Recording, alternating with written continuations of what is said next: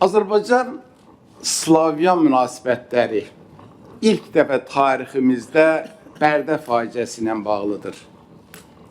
Amma çox təəssüflər olsun, həm Çar Rusiyası dövründə, həm də Sovet dönəmində bu bayram kimi verildi. Bərdə yerlə ihsan edilib, ancaq tarixdə yazılandı elə ki bayram olub. Biz, tarix nədir? Tarix sərtdir. Tarix bağışlamır. Tarixin bir üzü var.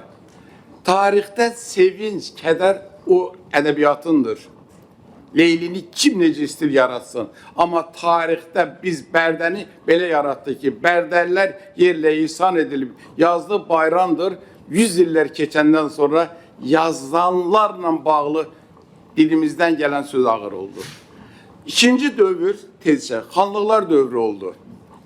21 xanlıq bir dildə danışdı, bir dinə xidmət elədi, birləşə bilmədi. Hər biri dedi birinci mənəm. Və biri o birini əzmək üçün, həyat yoldaşını əsir götürmək üçün Rusiyadan ordu istədi. 50 nəfər, 60 nəfər, 100 nəfər o Rus gəldi, artıq Slavyan deyildi, Rus'du. Gəldi, əzdi və Azərbaycana nəyi gətirdi? Birazdan gördü ki, bu xanlıqlar onsuz da birləşə bilmir, elə mən birləşdirim də və Rus işğal etdi. Amma 100 illər ərzində həm Çar Rusiyası dövründə, həm Sovet dövründə bizlər qanun Azərbaycanlı qanununa yazdı, nəyin üstə dava saldı? Birləşdi, birləşdirildi. Dedi, yo, birləşdirilmədi, biz birləşdik. Həm də daha neynədik? 1964-cü ildə birləşdirilmənin, işğalın 150-nə bağlı Azərbaycanda, Bakı şəhərində bayram keçirildi. Yəni, Rus nə yaxşı ki, sən gəldin, işğal etdin. Və bu işğal bununla bitmədi. Bu işğal nəyi gətirdi? Bu işğal ilk dəfə olaraq erməninin kütləvi şəkildə Azərbaycan torpaqlarına köçürülməsini bir növrəsi qoydu. Erməni yazırdı. Nə yaxşı ki, Rus artıq Linka yazır. Ey ermənilər, sizə təzə vətən tapmışıq. O təzə vətən buraya gəldi və 100 illər boyda bu xalq üçün ən böyük, belə deyək, müsibəti gətirdi. 18-20-ci illər şərəf tariximizdə zirvədir. Hansı tərəfdən baxırsın, baxın zirvədir. Və elə birinci oradan başlayaq. Coğrafi məhfum olan Azərbaycan ifadəsini siyasi məhfuma çevirdi və bu dövlət Azərbaycan adlandı.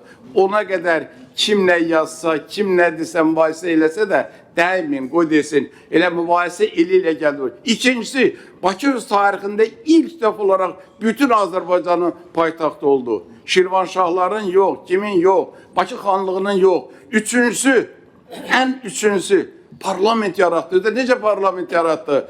Bir dəfə bir Avropalı gəlmişdi, çox hündürdən danışırdı, məni tanımırdı. Dedim, bir dayan, tərcüməçiyə dedim, nə deyirəm bunu dedim. Dedim, 1919-cu ildə bizdə qadın kişi bərabərliyi seçkili oldu.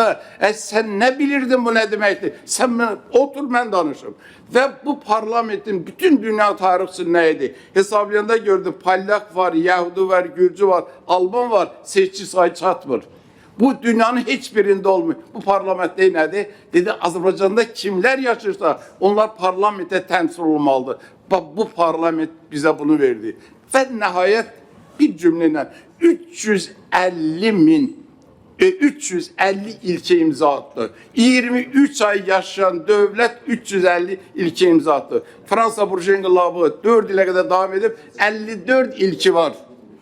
Altında yəni imzam var. Yəni bu cumhuriyet bunu verdi. Amma biz yenə nəyin işğalına məruz qaldıq? Bərdə faciəsini törədən xanlıqları yerlə ihsan edər. 1806-cı ilin iyunun 14-də İbrahim Xəlixan başda olmalı ailənin bütün üzvləri tikə-tikə doğrandı. Bir Gövhər ağa məscidə gedirsə, o ağa deyəndə xanım deyil, o ağa deyil. Yəni bir Gövhər ağa sağ qaldı. Gürcü qızından olan Gövhər ağa. Qalın bütün nəsil qırıldı. Ancaq biz 70 illik Sovet dönəmində Cavad xanı ittiham elədi. Cavad xan nə könüllü gedib təslim olmadı. Gərək kim eləyədi o birlər. Və ən nəhayət gəldim. Sovet dönemi ve burada bir sual var, siz de düşündürer. Niye biz qaçanda, ölkəyə xəyanət eləyəndə tarix boya və Çar Rusiyasına, sonra isə Sovet Rusiyasına qaçmışıq? Bax, məsələnin bu elm, tarix elmi üçün, tətbiqi tarix üçün, həm də insan unutqanlığını aradan qaldırmaq üçün mənim sizə verdiyim sual budur. Niye biz Rusiyaya qaçırıq? Niye? Hesablayın, kimi deyirsiniz, hansı dövrü deyirsiniz? 90-cı illər və ən xeyri görən kim oldu ki? Nəriman Nərimanov oldu. Ucqallarda inqilabımızdan tarixə əsərdə nə yazırdı? Siz Nərimanovun bədii əsərlərini oxumayın. Nadir Şah oxumayıb. O, Nadir Şah, Nərimanovun ən böyük günahıdır. Mars soyqırımla bağlı günahını demirəm, onu tədqiqatçı mənəm. Amma ən böyük günahı odur ki, Nadir Şah kimi dünyada ondan böyük zirvə yoxdur da, onu bizə necə verdi heç də. Onu oxuyun. Ucqallarda inqilabımızın tarixini oxuyun. Axırı nə oldu? Öldürüldü. Siz ən yaxın tarixə gəlirəm. Xəyanət edənlər yox. Heydər Əliyev kimi bir dövlət başçısı, bir dövlət adamını son nəticəndə Sovet dövləti necə yola saldı? Və sualım budur. Bəs nə vaxt biz ibrət götürəcəyik? Və tarix onda nə vaxt oldu kimi yazılacaq? Bax, budur. Bugünkü elm və təhsillə bağlı iki cümlə qutarıram. Bu, mən həm də Ali Attestasiya Komissiyasında ekspert şurasının sədriyəm. Ədalətliyəm. Amma mənə dərd gələn nədir? Çünki bütün hücumlar orada ekspert şurası buraxmır. Mövzu təsdiq olunanda düz təsdiq olunmur. Elmi rəhbər işə baxmır. Prosedur baxımından soruşur. Yoxsa mövzu baxımından? Elə hər iki baxımdan. Baxmır. Müzakirədə heç kim oxumur. Müdafiədə opponent oxumur, rəy verir. Bütün bunlar formallı keçir, gəlir ekspert şurasına və Anar İskəndərov da nə deyir? Filan kəs 10 dəqiqə ərzində öz işi ilə bağlı məlumat verir. Problemin aktuallığı, problemin öyrənilmə səviyyəsi, problemin elmi yeri və gəldiyi nəticə. Bir insan 10 dəqiqə o tribünada çıxışıyla bilmirsə, o belə deyə də Ali Attestasiya Komissiyası ittiham ola bilər. Belə dövlət başçılığının da qələbəmizin 4 şərtini göstərəndə ikinci şərti nə idi?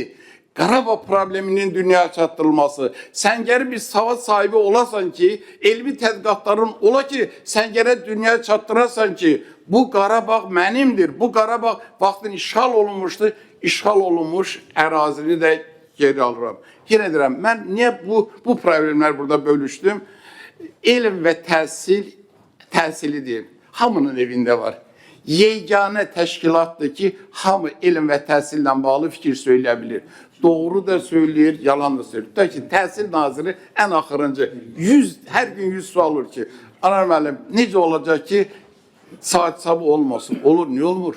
Niyə olmur? Axı, bu müəllimin əmək haqqını qaldırmaq üçün saat hesabından olmur da, alınmır. Bir saata nə qədər pul verilməlidir? Ancaq müəllim səhər saat 9-dan 4-ə, 5-ə qədər gələndə onun da əmək haqqısı normal ola bilər. Artıq o müəllimdən narazı olamaz. Bax, bugün pilot layihə kimi əgər 2027-ci illər sürüləcəksə, Azərbaycanın dövlət başçısının elm və təhsilə verdiyi qiyməti və yenə deyirəm, üzürlü sayın ki, tam fikir çatdıranmadı, amma hər halda özümü bura çatdığım fikirlər sizlə bölüşdüm. Diqqətinizə görə sağ olun.